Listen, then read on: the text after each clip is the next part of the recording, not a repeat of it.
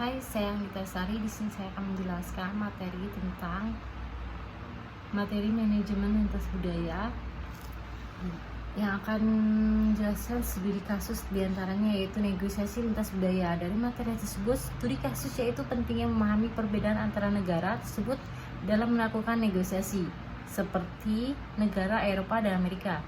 Kedua negara tersebut melakukan hubungan bisnis internasional. Negosiasi lintas budaya menjadi fitur umum dalam transaksi bisnis dan politik. Karena itu, memahami bagaimana negosiasi lintas budaya terjadi adalah keterampilan penting untuk dimiliki. Dengan cara memahami komunikasi antar budaya dan menerapkan pemahaman ini untuk meningkatkan hubungan lintas perbedaan.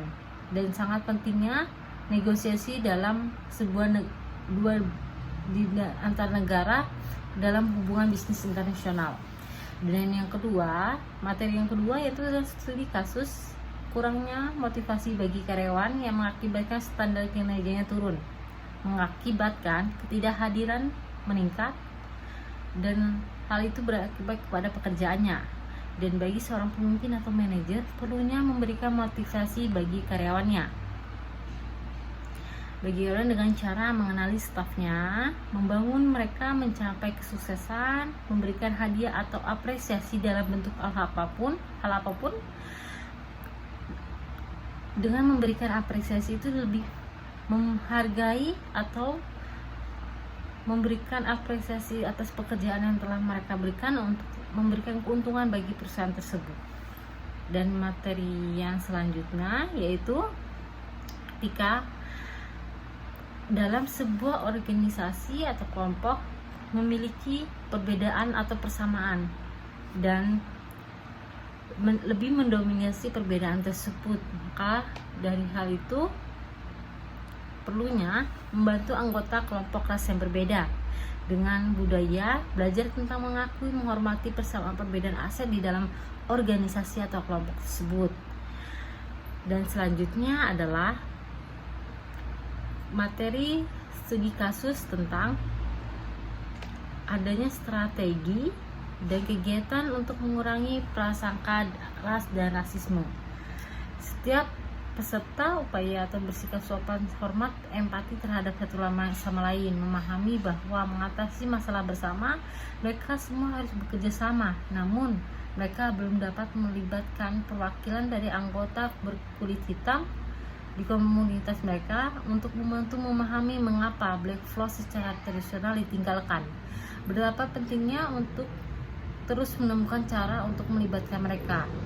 Dari hal tersebut bahwa orang berkulit hitam lebih mendominasi daripada orang berkulit putih. Lebih contohnya lagi seperti ketika ada di restoran sekelompok rekan kerja telah bekerja memberitahu mereka tentang putusan membeli rumah di Western Heights. Betapa senangnya mereka, dan ketika mereka mengetahui bahwa di daerah tersebut banyak kejahatan dan orang yang mendominasi orang berkulit hitam.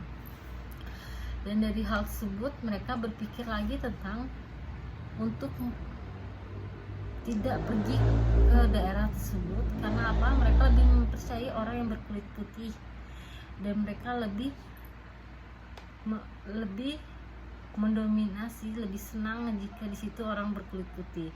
Dari hal tersebut di atas bahwa prasangka rasial atau bargaining, menolak untuk menjual properti kepada seorang berdasarkan rasnya.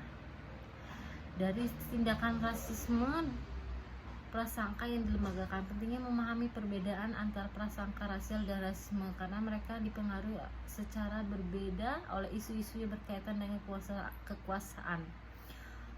Oleh karena itu, pentingnya memerlukan tingkat keterlibatan dan upaya berbeda untuk mengatasinya.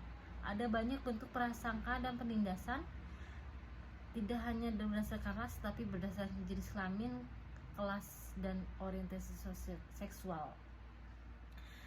Sekian penjelasan dari saya tentang materi yang ada di manajemen lintas budaya. Jika ada salah kata, saya mohon maaf sebesar-besarnya.